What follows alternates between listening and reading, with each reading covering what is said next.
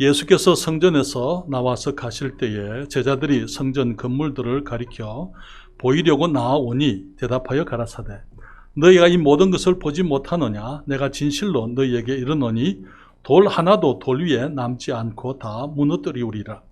예수께서 감람산 위에 앉으셨을 때에 제자들이 종종이 와서 가로되 우리에게 이르소서 어느 때에 이런 일이 있겠사오며 또 주의 임하심과 세상 끝에는 무슨 징조가 있사오리이까. 우리 누가복음입니다. 12장입니다. 누가복음 12장 35절부터 40절까지 말씀 또한 보시겠습니다. 누가복음 제12장입니다. 35절부터 허리에 띠를 띠고 등불을 켜고 서 있으라. 너희는 마치 그 주인이 혼인집에서 돌아와 문을 두드리면 곧 열어주려고 기다리는 사람과 같이 되라. 주인이 와서 깨어 있는 것을 보면 그 종들은 복이 있으리로다. 내가 진실로 너희에게 이르노니 주인이 띠를 띠고 그 종들을 자리에 앉히고 나와 수종하리라.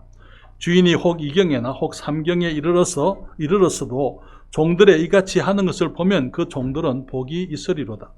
너희도 아는 바니 집주인이 만일 도적이 어느 때에 이를 줄 알았다면 그 집을 뚫지 못하게 하였으리라. 이러므로 너희도 예비하고 있으라. 생각지 않은 때에 인자가 오리라. 아멘. 기도하겠습니다. 아버지 하나님, 복되신 우리 주님의 이름을 영화롭게 하시기를 기도합니다. 주님, 우리들의 모든 찬송과 존귀와 경배와 영광을 홀로 받으시기에 합당하신 하나님 앞에 우리가 모여서 찬양을 드렸습니다. 우리의 예배가 진심으로 정말 신령과 진정으로 우리가 최선을 다하여 마음과 뜻과 정성을 다하여 준비되어지는 예배 우리가 드릴 수 있도록 아버지 하나님 저희에게 은혜를 베풀어 주시옵소서. 그래 주님, 우리 하나님께서 우리의 가장 좋은 것, 우리가 진심으로 전심으로 드리는 예배에 합당하신 분임을 우리가 깨닫게 하시고 또한 우리의 모든 예배를 그렇게 준비하며 또한 그렇게 주님께 드리도록 은혜를 베풀어 주시옵소서. 사랑하는 형제 자매들 정말 거기 일찍 모여서 또 주를 섬기는 것 기억해 주시고 또 주님 정말 우리들의 한마음 한뜻이 되어 우리 하나님의 영광을 위하여 살아가는 저희들 되게 해 주시옵소서. 이 시간 주의 말씀을 주님께서 도우시고 주님께서 축복해 주시고 또 주장하시기를 기도합니다. 주의 진리의 말씀이 온전히 진리의 말씀으로 증거되게 하시고 인간의 생각이나 인간의 어떤 견해가 들어가지 말게 하옵시며 주님의 진리가 선포될 때에 주의 백성들이 말씀으로 인하여 기뻐하며 감사하며 또 우리 주님을 소망하도록 도와주시옵소서. 이 시간을 축복하여 주시옵기를 예수님의 이름으로 기도했습니다. 아멘. 여러분 자리에 앉으시겠습니다. 코로나19 사태로 인해서 말세에 대한 사람들의 관심이 높아지고 있습니다. 그 이유는요, 성경의 마지막 때에 관한 예언의 말씀들이 많이 있기 때문인 것이죠. 우리는 성경에서 많은 예언의 말씀들이 이 창세기부터 기록되어진 것을 우리가 알고 있습니다. 그리고 성경의 그 많은 예언들이 이제는 역사가 되었습니다.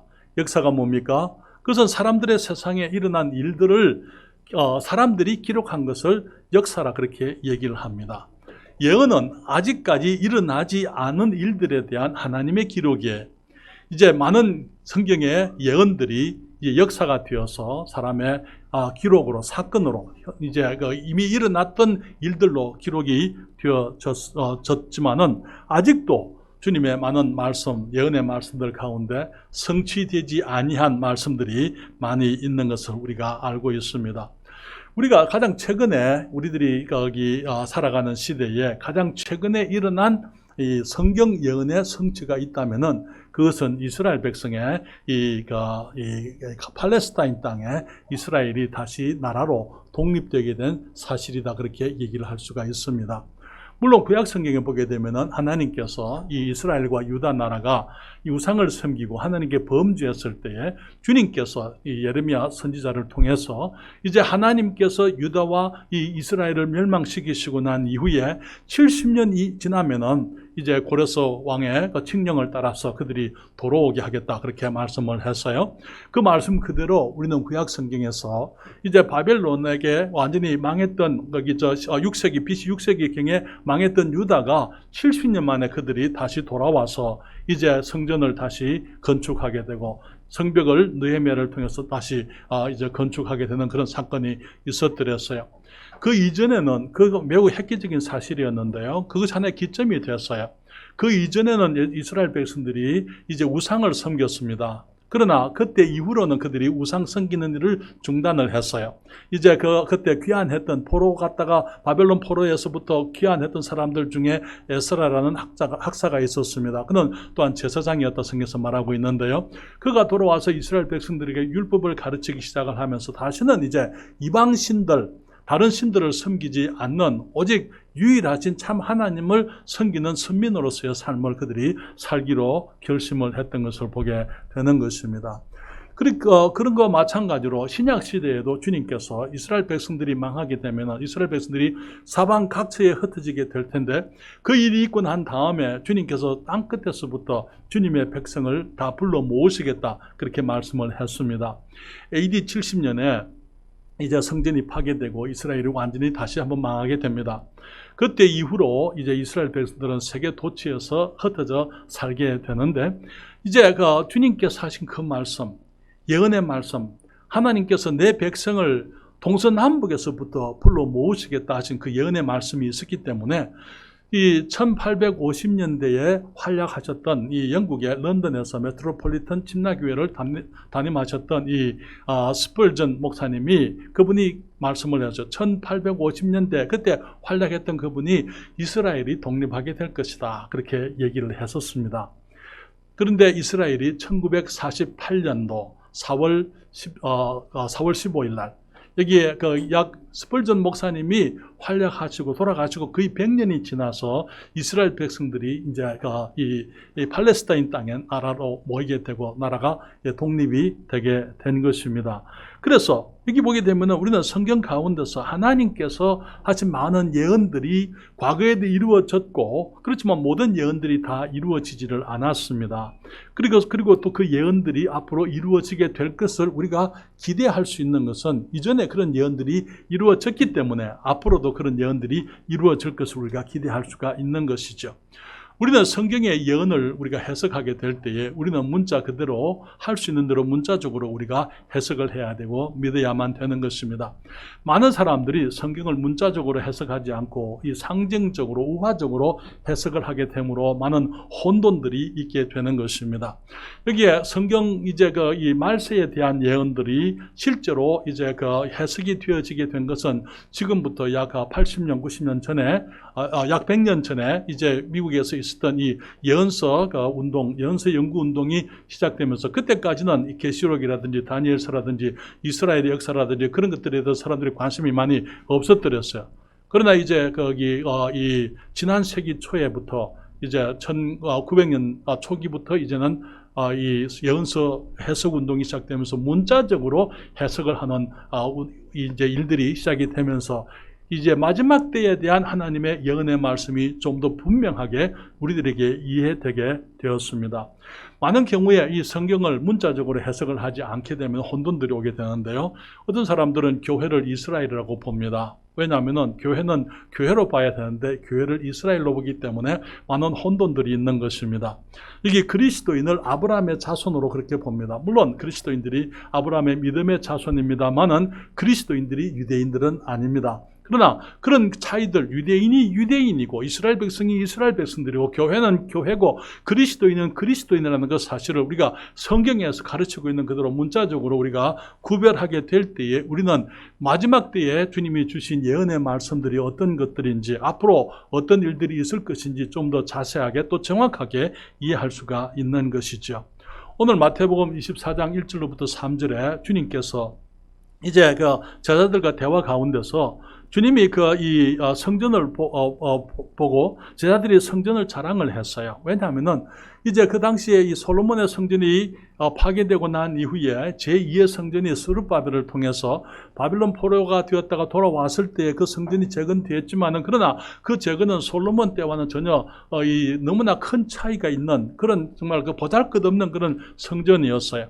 근데 이제 그 예수님 당시에 이제 이 헤롯 왕은 유대인이 아니었어요. 그는 거기 이둠의 사람이었습니다. 에돔인이라 그렇게 말하고 있습니다.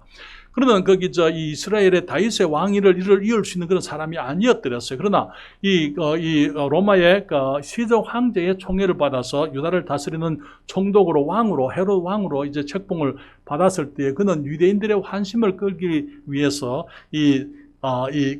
성전에다가 엄청난 투자를 하게 됩니다.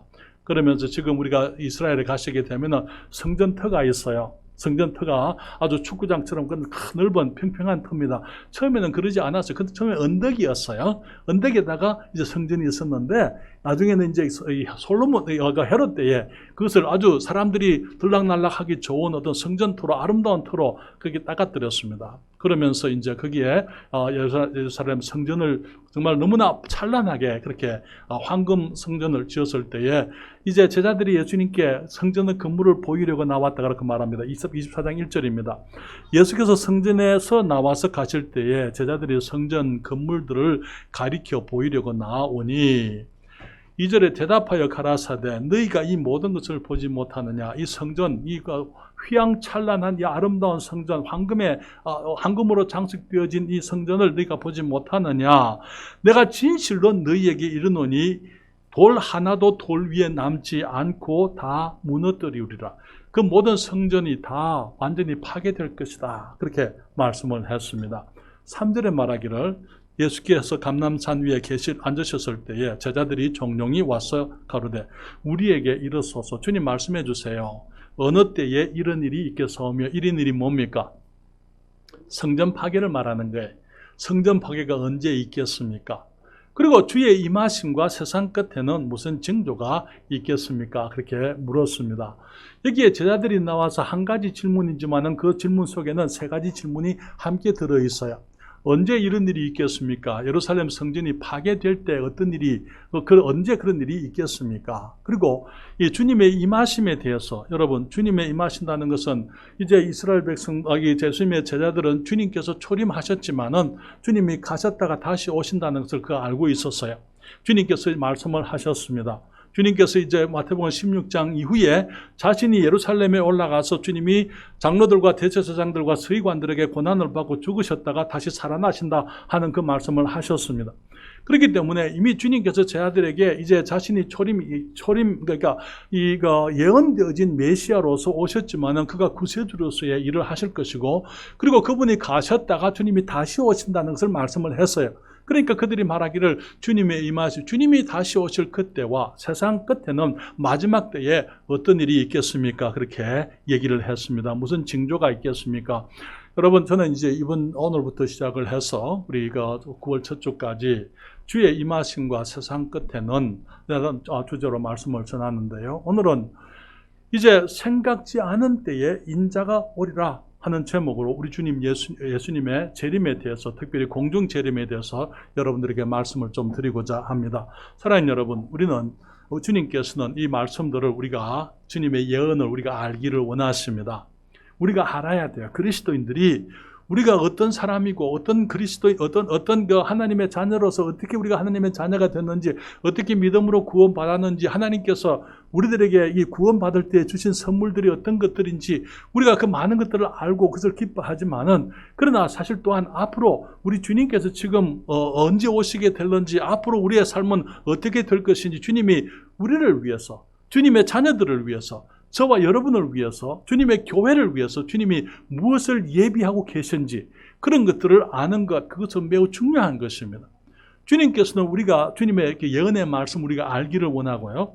주님께서는 주님이 오실 것을 소망하기를 원하십니다. 많은 사람들이 주님 드디어 오셨으면 좋겠습니다.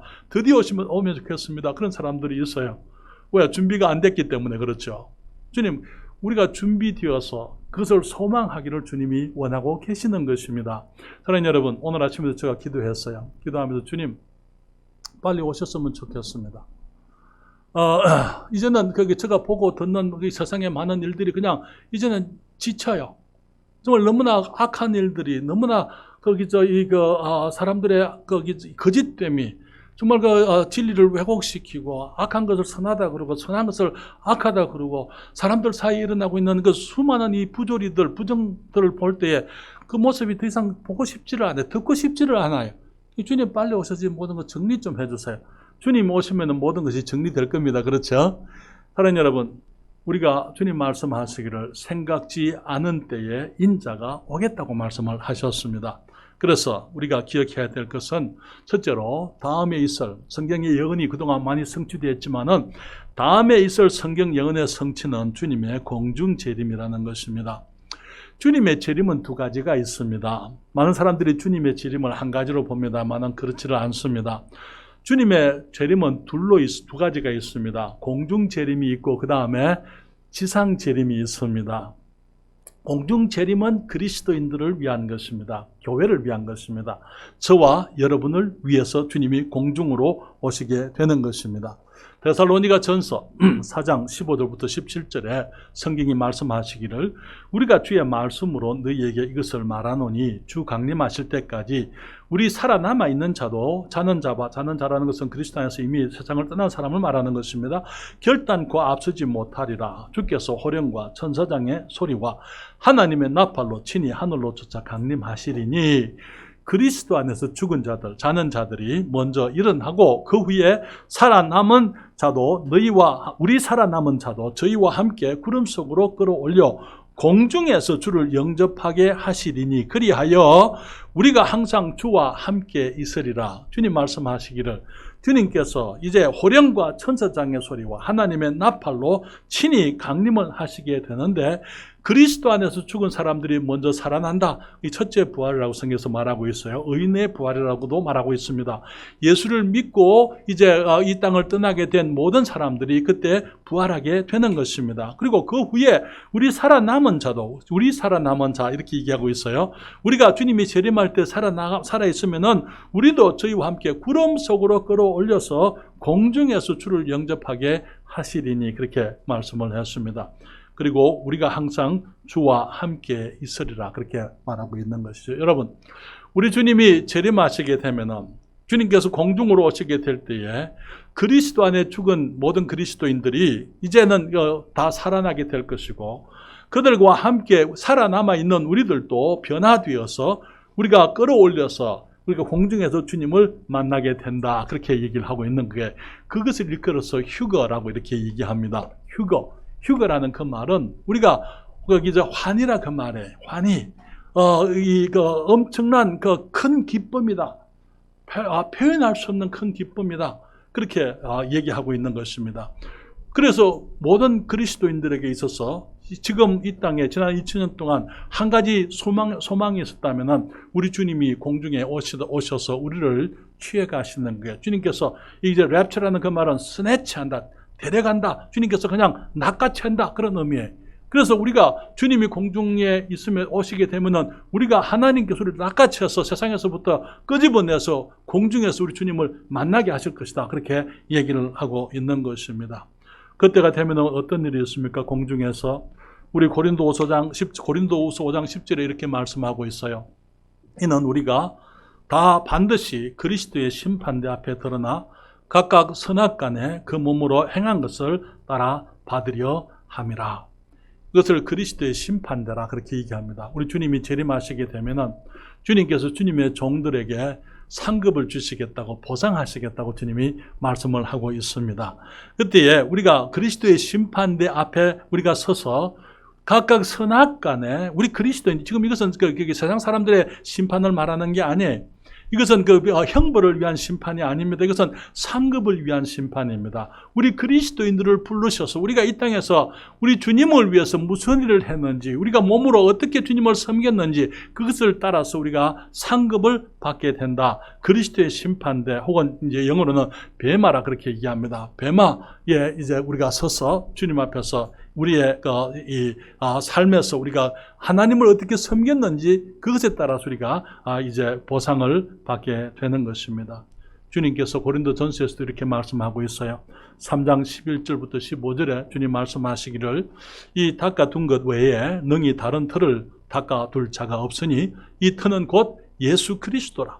만일 누구든지 금이나 은이나 보석이나 나무나 풀이나 짚으로 이 터 위에 세우면 각각 공력이 나타날 터인데 그 날이 공력을 밝히리니 이는 불로 나타내고 그 불이 각 사람의 공력이 어떠한 것을 시험할 것임이니라. 만일 누구든지 그 위에 세운 공력이 그대로 있으면 상을 받고 누구든지 공력이 불타면 해를 받으리니 그러나 자기는 구원을 얻되 불 가운데서 얻은 것 같으리라. 주님께서 말씀하시기를 우리가 베마석에 우리 주님 앞에 서게 되면은 그리스도의 터 위에 우리가 어떻게 살았느냐 하는 우리의 삶을 공력이라 이렇게 말하고 있어요. 그리고는 금과 은과 보석과 같은 그런 모습으로 우리가 그 터 위에 집을 지었을 수도 있고 나무와 풀과 짚으로 그렇게도 지었을 수도 있는데 그 주님 앞에 서서 불이 그것을 태워볼 것이다. 우리의 공력을 시험하게 될 때 남아있으면 상급을 얻지만은 불타게 되면은 우리가 이제 이 구원은 얻지만은 불 가운데서 얻은 것 같이 그렇게 될 것이다. 그렇게 말씀을 하고 있는 것입니다. 그러나 여러분 주님께서 공중으로 오시게 되는데 그때는 이 교회를 위한 그리스도인들을 위한 재림, 공중 재림이라고 말씀을 드립니다. 그리고 또 그것은 우리의 상급을 위한 이제 그 재림입니다. 뿐만 아니라 성경은 말하기를 이제 신부를 취하려고 오시는 신랑의 이제 그 재림, 신랑이 오시는 것이다. 그렇게 말하고 있습니다. 계시록 19장 7절에 이렇게 말하고 있어요. 우리가 즐거워하고 크게 기뻐하여 그에게 영광을 돌리세. 어린 양의 혼인 기약이 이르렀고 그 아내가 예비하였으니. 우리는 성경에서 우리 예수님께서 교회를 신부라고 말씀하시고 자기를 신랑이라고 말씀을 하시고 또 주님께서 자신을 남편으로 비유하시고 교회를 아내로 비유하시는 것을 보게 됩니다. 주님 말씀하시기를 남편들아 아내 사랑하기를 그리스도께서 교회를 사랑하여 자신을 주신 것 같이 하라 그렇게 말씀을 했어요. 주님께서 교회를 얼마나 사랑하셨습니까? 자기 전부를 주실 만큼 사랑하셨어요. 우리를 사랑하실 때 자기 전부를 다 주셔서 정말 자기 피를 값으로 주시고 우리를 사셨다 그렇게 말하고 있는 것입니다. 우리가 이제 성경의 혼인을 보게 되면은요, 이제 어떤 총각이 처녀를 발견했습니다. 또 되게 보면 집에서 이제 어른들끼리 이제 혼사가 이제 이루어지게 되면은 먼저 그 총각이 그 처녀의 집에 가서 인사를 하고 이제 그 영어로 다우리라 그러는데요. 거기 지참금은 신부가 가져오는 것이고 남자가 그 신부 집에 이제 돈을 혹은 선물을 하게 되어져 있습니다. 그래서 그것이 이제 아내를 길러준 이 처가에 대한 감사의 표현이에요. 그렇게 하고는 이제 돈을 주고 이제 그 약혼을 하고 난 다음에 그 다음에 그 신랑은 집에 오게 됩니다. 그리고는 이제 신부를 맞이할 준비를 하는 거예요. 그 준비가 다 되면은 신랑이 다시 가서 신부를 데리고 오는 것입니다. 하나님께서 자기 아들을 위해서 신부를 구하기를 원하셨어요. 자기 아들을 세상에 보내셨습니다. 그 아들이 자기 생명을 신부를 위해서 값을 주셨어요. 그리고는 그 신부를 샀습니다. 이제 집으로 돌아가서 이제 신부를 맞이할 준비를 하는 것입니다. 그 준비가 되면은 신랑이 신부를 데리러 오게 되는 것입니다. 사랑하는 여러분, 요한복음 14장에 주님이 이렇게 말씀하셨어요. 너희는 마음에 근심하지 말라. 하나님을 믿으니 또 나를 믿어라. 내 아버지 집에 거할 곳이 많도다. 그렇지 않으면 너희에게 일렀으리라. 내가 너희를 위하여 처소를 예비하러 가노니. 주님께서 처음에 오셨을 때는 주님께서 우리를 사시기 위해서, 우리를 구별해 내시기 위해서 세상 사람들 속에서 우리의 죄를 위해서 주님이 자신의 생명을 주시고 피를 흘리신 이후에 우리를 하나님의 백성으로, 거룩한 백성으로 구별하시려고 주님께서 먼저 오셨어요. 그리고는 주님이 이제는 우리를 그리스도의 피값으로 사시면서 주님은 이제 아버지 집으로 돌아가시는 거예요. 주님 말씀하시기를 근심하지 말라. 너희는 마음에 근심하지 말라. 하나님을 믿으니 또 나를 믿어라. 내 아버지 집에 거할 곳이 많도다. 그렇지 않았으면 내가 너희에게 일렀으리라. 내가 너희를 위하여 처소를 예비하러 가노니. 무엇을 예비한다고요? 처소. 신랑이 신부를 맞이하기 위해서 집을 준비하는 것처럼 예수님께서 처소를 예비하러 간다고요. 가서 처소를 예비하면 내가 다시 와서 너희를 내게로 영접하여 나 있는 곳에 너희도 있게 하리라. 사랑하는 여러분, 우리 주님께서 재림하시게 됩니다. 주님께서 공중으로 오시게 됩니다.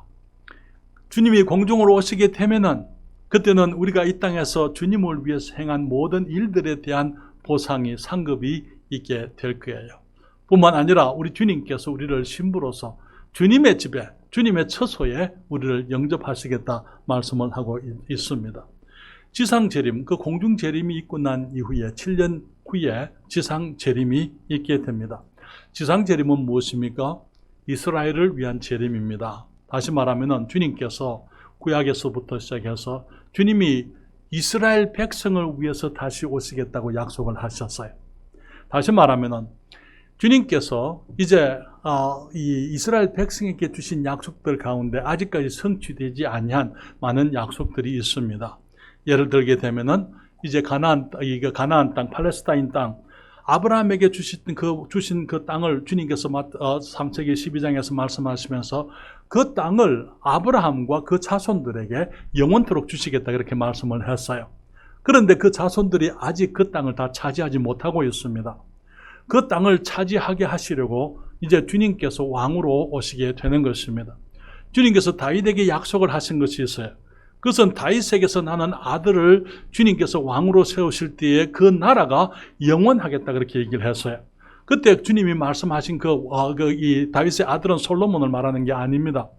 솔로몬이 이제 이 성전을 지었지만은 주님 말씀하시기를 다윗의 아들이 여호와를 위해서 집을 짓겠다 그랬을 때에 단순한 이 성전만을 말하는 것이 아니고 하나님의 백성들의 나라를 말하는 것입니다. 그러면서 다윗의 위에 영원토록 앉겠다 그렇게 말씀을 했어요. 그랬을 때에 지금 이스라엘은 왕이 없어요. 군주제가 아니에요. 민주제입니다. 대통령과 수상이 있습니다. 여기에 지금 이스라엘은 왕이 없습니다. 그런데 과거에도 그랬고 지금도 그랬고 이스라엘은 그들의 왕 다윗의 자손을, 그들의 메시아를 기다리고 있는 것입니다. 이제 예수님이 재림하시게 되면은 그 일들을 이루시게 되는 거예요. 그 일들을 이루시게 될 때에 사도행전 11장 11절에 보게 되면은 예수님께서 제 아들과 마지막으로 대화하시고 난 이후에 주님께서 이 감람산에서 이제 들림을 받아서 주님이 승천하시게 됩니다. 그때에 예수님의 제 아들이 주님이 구름 속으로 사라져가는 그 모습을 봤을 때에 성경이 말하기를 천사들이 와서 이렇게 말합니다. 가로되 갈릴리 사람들아 어찌하여 서서 하늘을 쳐다보느냐. 너희 가운데 올리우신 이 예수는 하늘로 가심을 본 그대로 오시리라 하였느니라 그렇게 말했어요. 주님께서 가실 때에 그 모습 그대로 오시겠다 그렇게 얘기했을 때에 주님께서 어떻게 가셨어요? 주님이 부활하신 몸으로 주님이 올라가셨습니다. 그 몸을 가지고 주님이 지금 아버지 보좌 우편에 계시다가 그 몸을 가지고 주님이 오시게 되는 거예요. 그분은 몸을 가지셨기 때문에 사람들이 볼 수 있었더랬어요. 사람들이 볼 수 있는 모습으로 그들이 주님이 가시는 것을 봤잖아요. 사람들이 오시는 것도 보게 될 것이다 그렇게 얘기를 하고 있는 것입니다. 주님이 가실 때에 구름이 주님을 가리웠더랬어요. 주님께서 말하기를 구름을 타고 주님이 다시 오시겠다고 말씀을 하고 있는 것입니다. 특별히 우리가 기억해야 될 것은 예수님께서 감람산에서 주님이 승천하셨습니다. 그렇기 때문에 주님께서 감람산으로 오시겠다고 성경이 말하고 있는 것이죠. 이 스가랴서 이 14장 3절과 4절에 이런 말씀이 있습니다. 그때에 여호와께서 나가사 그 열국을 치시되 아마겟돈 전쟁을 말하는 거예요. 다음에 제가 다음 주에 아마 이 말씀을 드리게 될 것 같습니다. 그래서 주님께서 이 여호와께서 나가서 그 열국을 치시되 아마겟돈 전쟁이 있고 난 다음에 이왕 전장날에 싸운 것 같이 하시리라. 그 날에 그의 발이 예루살렘 앞 동편 감람산에 서실 것이요. 우리 주님의 발이 감람산에 와서 서시겠다고요. 그것이 이제 이스라엘에게 주신 약속, 이스라엘 민족에게 주신 약속, 주님이 재림하시겠다고 하신 그 약속이 이제 이루어지게 되는 것입니다. 그때 그 주님이 오시는 그 모습에 대해서 마태복음 24장 29절부터 31절에 그날 환난 후에 즉시 해가 어두워지며 달이 빛을 내지 아니하며 별들이 하늘에서 떨어지며 하늘의 권능들이 흔들리리라. 그때에 인자의 징조가 하늘에서 보이겠고 그때에 땅의 모든 족속이 통곡하며 그들이 인자가 구름을 타고 능력과 큰 영광으로 오는 것을 보리라. 저가 큰 나팔 소리와 함께 천사들을 보내리니 저희가 그 택하신 자들을 하늘 이 끝에서 저 끝까지 사방에서 모으시리라. 그렇게 말하고 있어요. 그때 땅의 모든 족속들이 통곡을 하는 그때가 온다. 우리 주님의 재림, 공중 재림에는 그런 일이 없습니다. 그러나 주님이 지상 재림하게 될 때에 그 환난 후에 이제는 야곱이 환난을 당하게 되는데 그 환난 이후에 이제 땅의 모든 족속들이 통곡을 하는 일이 있게 된다고요. 계시록 1장 7절에서도 말하기를 볼지어다. 구름을 타고 오시리라. 각인의 눈이 그를 보겠고 각인이 세상에 살아있는 모든 사람들이 그분을 보겠다고요. 여러분 공중재림, 주님 공중에 오실 때는 세상 사람들이 보지 못해요. 주님을 보는 사람들은 주님 앞에 부름받은 그리스도인들밖에 없는 것입니다. 그렇지만은 주님이 구름을 타고 이 땅에 오실 때는 모든 사람들의 눈이 그를 보겠고 그를 찌른 자들도 볼 터이요. 누가 그를 찔렀습니까? 유대인들이 찔렀잖아요. 그렇죠? 땅에 있는 모든 족속이 그를 인하여 애곡하리니 그러하리라. 아멘. 그렇게 말하고 있습니다. 여러분 그렇다면 왜 재림이 이렇게 두 가지가 있습니까? 제가 잠깐 설명을 해드리겠습니다. 예수님께서 초림하실 때는 우리의 구세주가 되시기 위해서 오셨어요. 그런데 예수님이 초림했을 때에 그 백성이 성경에 말하기를 예수님이 자기 땅에 오매 자기 백성이 영접지 아니했다 이렇게 했어요. 그래서 유대인들이 예수님을 십자가에 못 박았습니다. 거부했습니다. 왜 그랬습니까? 유대인들에게 있어서의 메시아는 그들의 임금으로 오실 메시아였더랬습니다. 죽으시는 구세주가 아니었더랬어요. 어린 양이 아니고 왕으로 오실 메시아를 기다리고 있었는데 주님이 초림했을 때에는 주님께서 자신의 세상의 구세주가 되시겠다고 말씀을 하시고 주님께서 이스라엘 나라를 회복하실 때가 지금은 아직 아니다. 주님께서 그렇게 우선 십자가에 먼저 가시겠다 그렇게 하니까 이스라엘 백성들은 그것을 이해하지 못했습니다. 뿐만 아니라 아까 말씀드린 것처럼 거기서 에스라 그 학사가 이제 바벨론 포로가 되어서 돌아왔을 때부터 이스라엘 백성들은 이 유일 신을 섬겼더랬어요. 그런데 예수님께서 오셔서 하시는 말씀이 나는 아버지와 하나다. 나를 본 자는 아버지를 보았다. 주님께서 자기 자신을 하나님과 동일시했을 때에 그들은 또 다른 우상 숭배에 빠질 것을 그들이 두려워했던 것입니다. 그렇기 때문에 예수님을 거부했던 것이죠. 그래서 예수님을 이제 이 하나님의 이름으로 또 그들의 민족의 이름으로 그들이 예수님을 십자가에 못 박아서 거부했던 것입니다. 그러나 그들이 사실은 알지 못했던 것이 성경의 구약의 성경 가운데서는 예수님께서 어린 양으로 오실 것에 대해서 이미 얘기하고 있었어요. 이사야서 53장에 보게 되면은 주님께서 오시게 될 때에 정말 거기 주님께는 그 아름다운 모습이 없었기 때문에 사람들이 그냥 버려버리고 주님께서 이제 그 버림을 받아서 이 많은 사람들의 죄를 홀로 담당할 것이고 그분이 십자가에 죽으실 때에 이 많은 사람들을 어렵다 하기 위해서 그분이 죽으신다는 예언들이 충분히 있었더랬습니다. 그가 찔림은 우리의 허물을 인하며 그가 상함 우리의 그 죄악을 인함이라. 주님께서 우리는 다 양 같아서 그릇 행하여 각기 제 길로 갔거늘 여호와께서는 우리 무리의 죄악을 그에게 담당시키셨다. 구약 성경에서 그렇게 얘기하고 있었지만 이스라엘 백성들은 그것을 보지를 못했습니다. 그렇기 때문에 예수님을 거부했을 때에 주님께서 잠시 이스라엘에 대한 계획을 보류하시는 거예요. 다음 주에 제가 좀 더 자세하게 말씀을 드리게 될 겁니다. 이스라엘에 대한 계획을 잠시 보류하시면서 하나님의 선민이었던 이스라엘은 제쳐놓으시고 주님이 새로운 사람들을 불러내십니다. 누굽니까? 그리스도인들입니다. 교회인 것입니다. 유대인과 헬라인 사이에서 예수 그리스도를 믿음으로 구원받은 여러분과 저와 같은 사람들을 주님께서 이제는 이 시대에 사용하시게 되는 거예요. 우리 교회 여러분 입구에 보게 되면 그 복도에 거기 성경 구절이 적혀 있습니다. 이는 이제 교회로 말미암아 하나님의 영원하신 목적을 이루시기로 주님이 작정하셨다고요. 지금 이 시대를 우리는 교회 시대라고 이렇게 얘기합니다. 이스라엘이 그리스도를 거부하고 난 이후에 이제는 교회가 이 시대에 하나님의 영원하신 목적을 이루는 하나님의 방편, 하나님의 도구가 된 것입니다. 그래서 우리가 그리스도인들로서 이 땅을 사는데, 이제 성경은 말하기를 이제 이 이스라엘을 다시 부른다고요. 로마서 11장 25절에 형제들아 너희가 스스로 지혜 있다 함을 면키 위하여 이 비밀을 너희가 모르기를 내가 원치 아니하노니, 이 비밀은 이방인의 충만한 수가 들어오기까지 이스라엘의 들어는 완악하게 된 것이다. 이스라엘 중에 믿는 사람이 없지 않았습니다. 그러나 믿지 않는 사람들이 있어서 민족적으로 주님을 거부했습니다. 그렇기 때문에 주님께서 이방인의 충만한 수가 들어올 때까지 이스라엘을 잠시 완악하게 제쳐놓으셨어요. 그리고는 이제 이 주님의 이 이방인의 수, 교회 안에 구원받은, 믿음으로 구원받은 하나님의 사람들의 수가 충분히 들어오게 되면은, 그때 되면은 주님이 공중으로 주님이 오셔서 교회를 데리고 가는 것입니다. 교회를 세상에서부터 끄집어내는 거예요. 그리스도인들이 이제 주님 앞에 불림을 받아서 가게 되고, 다시 하나님께서는 이스라엘 백성들을, 유대인들을 주님이 다시 사용하게 되시면서 주님께서 아브라함에게 주신 그 약속을 이루게 됩니다. 아브라함에게 하신 약속들 가운데 이루어지지 않은 것, 아직까지 이루어지지 않은 것 아직 많이 있어요. 이스라엘이 예수님을 거부했기 때문에 하나님이 이스라엘을 버려버린 게 아니에요. 우리 여러분들이 로마서를 9장과 10장을 읽어보시게 되면은 이스라엘이 하나님을 거부했고, 그리스도를 거부했고, 하나님의 의를 알지 못하고 주님의 자기 의를 세우기 위해서 힘써 복종치 않았지만은, 그렇다고 해서 하나님이 그들을 버리신 게 아니에요. 하나님께서는 여전히 신실하시기 때문에 이 아브라함에게 하신 그 약속을 주님이 이루기를 원하십니다. 주님께서 여전히, 하나님께서 이 아브라함과 야곱과 이삭에게 하신 그 약속이 유효한 것입니다.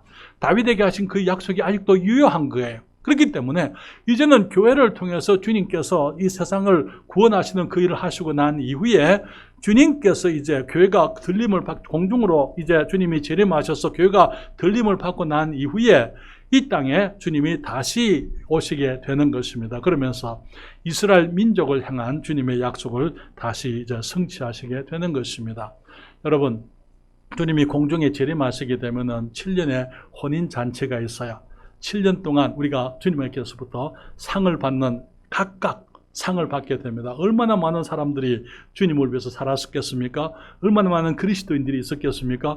그러니까 우리가 7년에 걸쳐서 어린 양의 혼인 잔치가 있게 되고, 우리가 주님 앞에 이제 상급을 받게 되는 그런 너무나 이 영광스러운 그런 모임이, 우리 주님을 만나서 모든 그리스도인들과 함께 영광스러운 그 자리가 있게 될 거예요. 잔치가 있게 되는 것입니다. 그런데 이 땅에서는 어떤 일이 있습니까?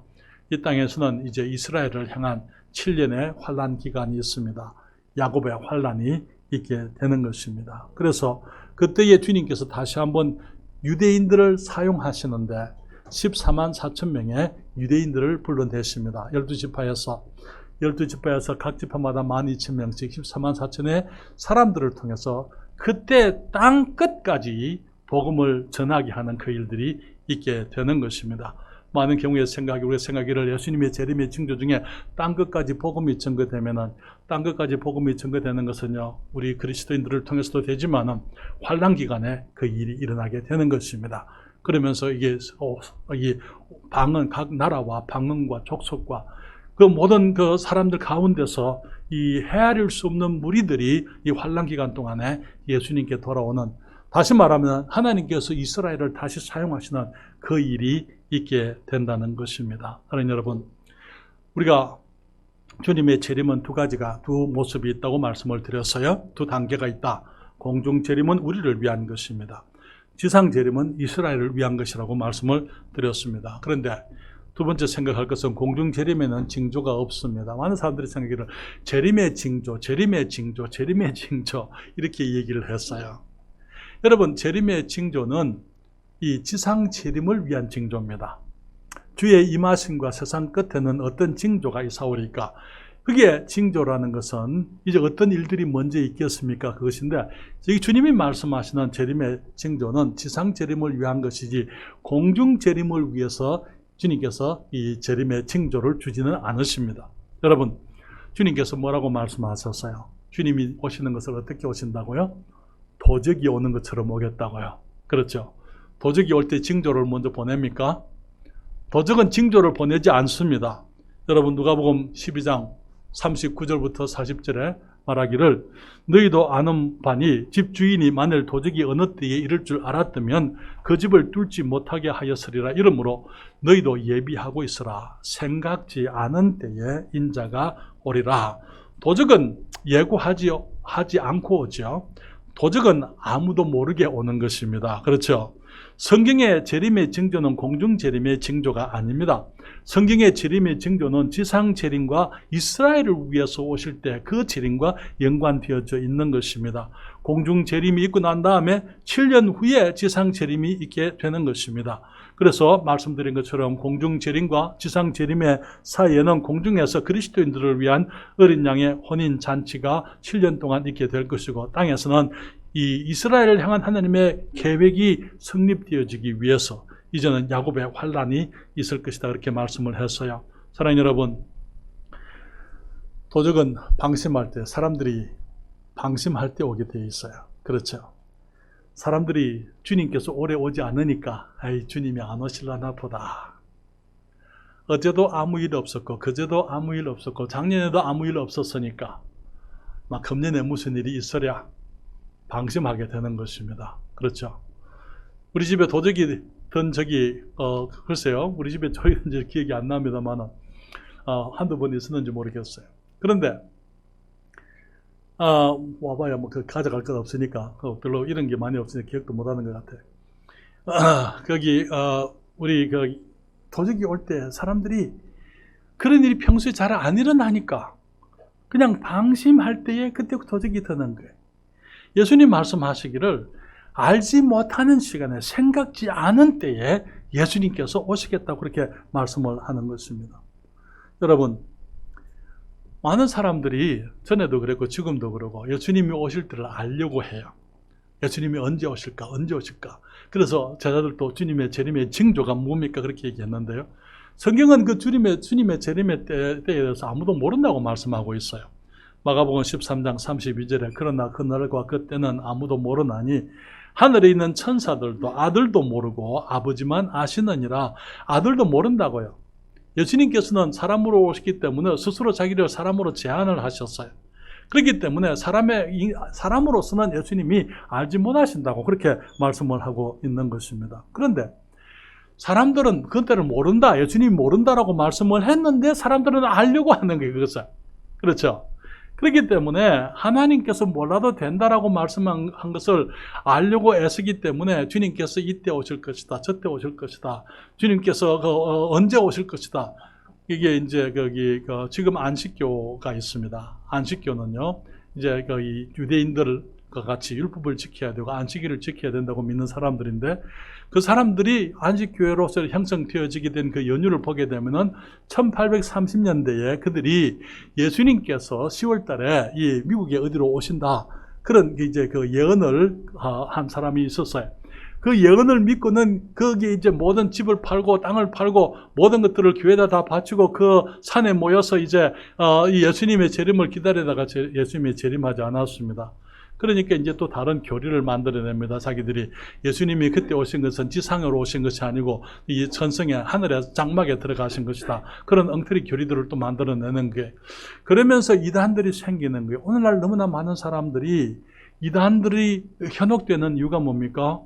주님께서 성경 말씀에 알지 못한다라고 하신 것을 알려고 애쓰니까 그런 일들이 생기는 거예요. 여기에 신천지라든지 한국에 있는 여러 이단들의 특징이 뭐예요? 요한계시록을 가지고 얘기하잖아요. 그러면서 마치 예수님의 재림이 있었던 것처럼, 그래서 예수님이 육체로 오지 않고 이제 어떤 그 다른 모습으로 올 것처럼, 그래서 이만희 같은 사람이 마치 예수님인 것처럼 그렇게 가르치고, 그러면서 사람들이 믿는 거예요. 왜? 성경을 성경대로 보지 않으니까, 하나님의 말씀을 모르니까, 문자적으로 성경을 해석하지 않고 그것을 다른 비유적으로 어떤 우화적으로 그렇게 해석을 하게 되니까 사람들의 상상 속에서 이제 이 여러 가지 사람들이 하는 말을 믿게 되는 것입니다. 사랑하는 여러분, 도적이 올 때 예고하지 않고 갑자기 방심했을 때 오는 것처럼 우리 주님이 그렇게 오시겠다 말씀을 했어요. 또 신부를 취하려고 신랑이 오는 것처럼 그렇게 말씀을 하였습니다. 여러분, 저를 보십시오. 신랑이 언제 올까요? 지금 신랑이 신부와 약혼을 하고 이제 결혼을 작정을 하고 집으로 갔습니다. 언제 올까요? 네? 할 수 있는 대로 빨리 옵니다. 그렇잖아요. 그렇잖아요. 신부가 자기를 기다리고 있다는 것. 그렇죠. 자기를 기다리는 신부가 있기 때문에 신부를 위해서 자기가 할 일을 할 수 있는 대로 빨리 준비를 해서 할 수 있는 대로 빨리 그 신부를 데리러 오게 되어져 있는 것입니다. 사랑하는 여러분, 우리 주님이 언제 오십니까? 할 수 있는 대로 빨리 오시는 거예요. 어쩌면 지금 주님이 문 앞에 나서 서시는지 몰라요. 여러분, 우리가 주님을 기다리는 것보다도 주님이 우리를 더 기다리십니다. 그럼 그거 이해하시겠어요?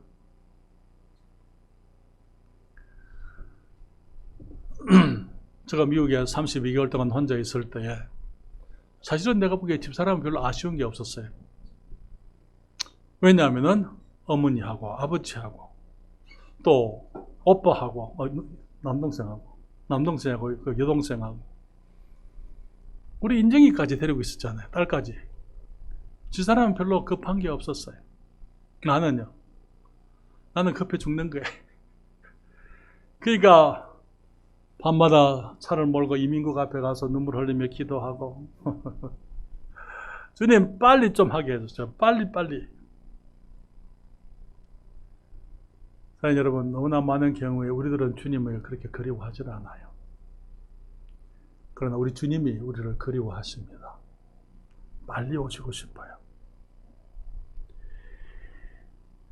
사도 바울은 자기가 죽기 전에 예수님 오실 줄로 생각을 했습니다. 데살로니가 전서 4장 15절부터 17절에 우리가 주의 말씀으로 너희에게 이것을 말하노니 주 강림하실 때까지 우리 살아남아 있는 자도 자는 자보다 결단코 앞서지 못하리라. 주께서 호령과 천사장의 소리와 하나님의 나팔로 진이 하늘로 솟아 강림하시리니 그리스도 안에서 죽은 자들이 먼저 일어나고 그 후에 그 다음에 우리 살아남은 자도 바울이 말하기를 주님이 재림하시게 되면은 그리스도 안에 자는 자들 죽은 자들이 살아나겠지만 우리 살아남은 자도 그 말은 무슨 말입니까? 내가 죽기 전에 예수님이 오실 줄로 그렇게 바울이 그렇게 믿었다 그 말이에요. 그렇죠? 그래서 공중으로 구름 속으로 끌어올려 공중에서 주를 영접하게 하시리니 그리하여 우리가 항상 주와 함께 있으리라. 고린도전서 15장 51절 52절에 보라 내가 너희에게 비밀을 말하노니 우리가 다 잠잘 것이 아니요 우리가 사도 바울 포함해서 우리가 지금 살아있는 우리 그리스도인들이 다 잠잘 것이 아니요 무슨 말입니까?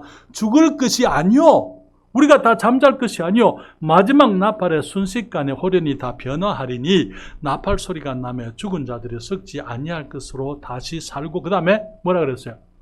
우리도 변화하리라. 사도 바울은 물론 정말 기대했지만은 이제 그 주님께서 사도 바울이 네로에게 순교 당하도록 하셨습니다. 우리 주님이 재림하시면 사도 바울이 살아날 거예요. 부활할 거예요. 그리고 주님 앞에 서서 베마 이 그리스도의 심판대 앞에서 그가 주님을 어떻게 섬겼는지 그것으로 그가 심판을 상급을 받게 될 것입니다. 우리들도 마찬가지예요. 우리가 지금 살아있을 때 주님이 오실 수 있습니다. 그렇죠? 우리가 살아있을 때에 주님이 오실 수가 있어요. 주님이 오시게 되면은 죽은 자들이 다 살아나게 되지만은 우리들은 변화를 받아서 공중으로 끌어올려서 주님을 만나게 되어져 있는 것입니다. 왜 주님이 빨리 안 오십니까? 주님은 재림을 천년을 하루같이 하루를 천년같이 기다린다 말씀을 하고 계세요. 베드로서 3장 8절로부터 9절에 사랑하는 자들아 주께는 하루가 천년 같고 천년이 하루 같은 이 한 가지를 잊지 말라. 주의 약속은 어떤 이에 더디다고 생각하는 것 같이 더딘 것이 아니라 오직 너희를 대하여 오래 참으사 아무도 멸망치 않고 다 회개하기에 이르기를 원하시느니라. 사랑하는 여러분, 왜 주님이 지금까지 안 오셨습니까?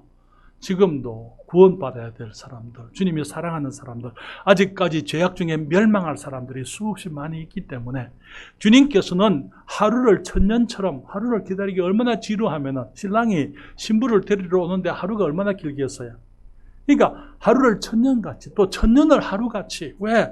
사람들이 구원받기를 기다리니까, 사람들이 회개하기를 기다리고 정말 주님께 나오기를 기다려서 주님이 저 사람도 주님께 나와야 되는데, 저 사람도 구원받아야 되는데, 저 사람도 구원받아야 되는데, 우리가 주님 앞에 기도드리고 있잖아요. 주님, 우리 가족이 구원받게 해주세요. 우리의 아내가 구원받게 해주세요. 남편이 구원받게 해주세요. 내 부모가 구원받게 해주세요. 우리 주님께 기도하고 있잖아요. 그러니까 주님이 우리 기도를 들으시는 것이죠. 그래서 기다려 주시는 것입니다. 그래서 우리의 기도가 응답되어져서 우리가 사랑하는 사람들이 구원받게 되고, 우리의 친구들이 구원받게 되고, 우리의 이웃들이 구원받게 되고, 다 회개하고 구원에 이르기를, 다 아무도 멸망치 않고 다 회개하기 이르기를 원하시기 때문에, 우리가 주님께 기도하고 있기 때문에 주님께서 천년을 하루같이, 하루를 천년같이 지금 기다리고 계신다고 말씀을 하고 있는 것입니다. 그렇지만 우리 주님께서 한없이 기다리고만 계시지 않을 겁니다. 신랑이 신부를 기다릴 때, 그래 내가 조금만 더 참지, 여러 주위에 사람들이 얘기할 때 그래 조금만 내가 기다리마 라고 말씀은 하시지만은 주님은 빨리 오시고 싶은 것입니다.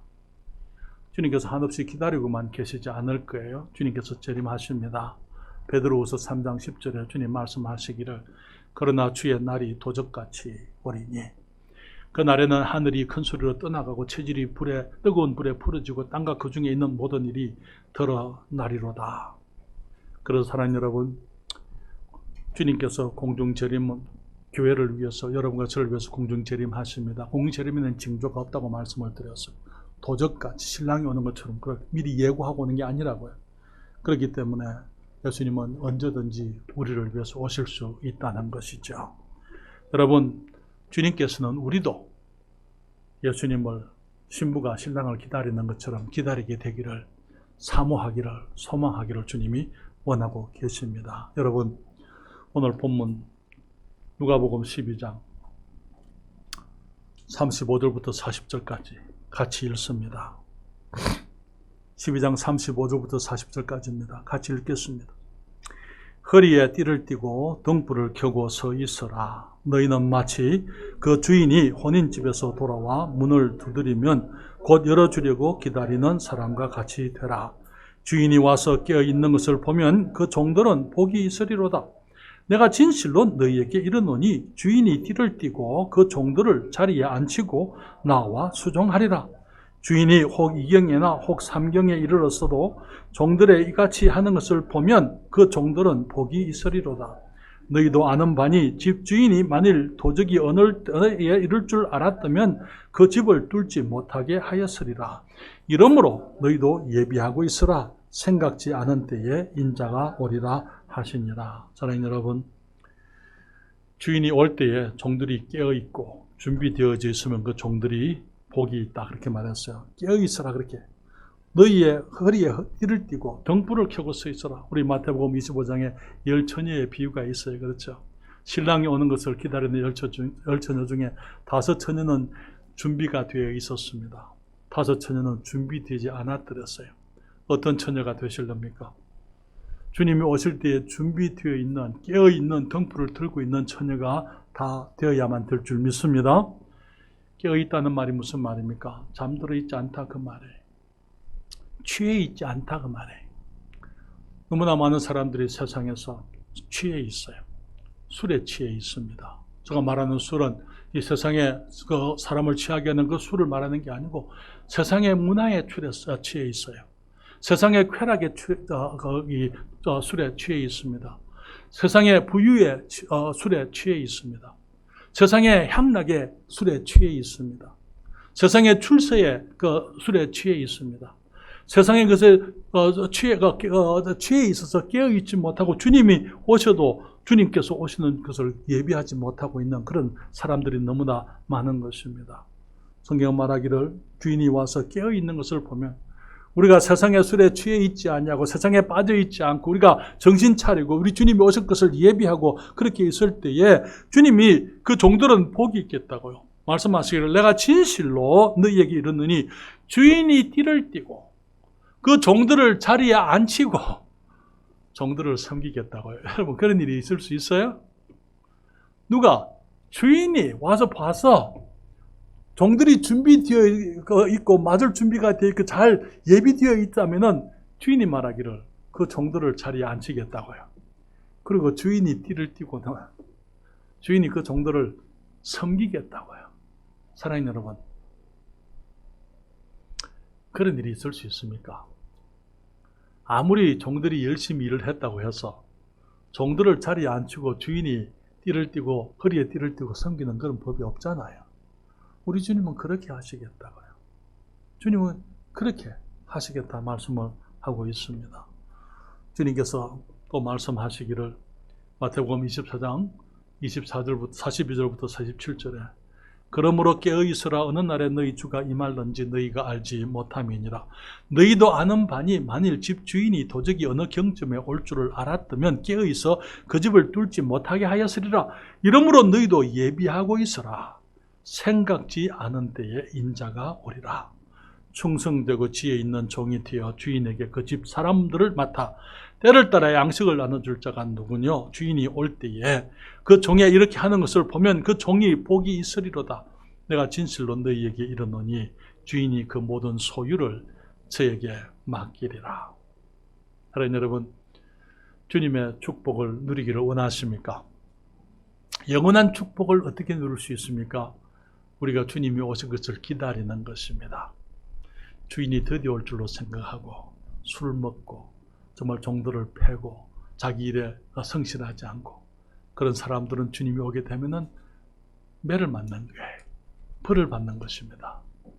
그러나 진실한 청지기들, 성실한 충성된 사람들이 될 때에 하나님께서 주님의 모든 소유를 그에게 맡기시겠다 그렇게 말씀을 했습니다. 사랑하는 여러분, 우리는 주님의 교회로서 우리에게 맡겨진 책임들이 있습니다. 우리 주님이 언제 오실는지는 모릅니다. 그러나 곧 오실 겁니다. 곧 오시게 되어져 있어요. 신랑이 신부를 데리러 한없이 기다리지 않아요. 주님이 곧 오시게 되어져 있습니다. 그럴 때에 우리는 주님을 맞이할 준비가 되어 있어야 되는 것이죠. 우리가 정결한 처녀들로 세상을 바라보지 않고 순결하고 말씀을 순종하고 우리들이 자신을 깨끗게 하고 세상에 물들지 아니하고 죄악에서부터 우리가 벗어나서 우리가 순결한 하나님의 사람들로 정결한 삶을 살아야 될 줄 믿습니다. 뿐만 아니라 주님이 맡기신 일들에 우리가 최선을 다하십시다. 우리에게 주신 영혼도 우리 이웃들을 구원받아야 되잖아요. 주님 오시면 늦잖아요. 그렇죠? 주님이 오시면 늦어지니까 그 전에 우리의 이웃들이 구원받고 우리의 가족들이 구원받고 우리가 사랑하는 사람들이 구원받고 우리의 친구들이 구원받고 우리의 직장 동료들에게 복음이 전해져야 되고 그래서 우리가 이 세종시에 있으면서 우리들이 존재하는 목적이 그 세종시에 있는 수많은 잃어버린 사람들, 하나님을 알지도 못하고 하나님을 알려고 하지도 않고 예수님의 이름을 귀하게 여기지 않고 예수님의 이름을 우습게 생각하는 그 사람들에게 우리가 적어도 가서 복음을 전해서 그들이 나중에 주님 앞에 서게 됐을 때 예수님이 주님인 줄 몰랐습니다. 그런 말을 하지 못하도록 해야 되는 거예요. 그렇잖아요.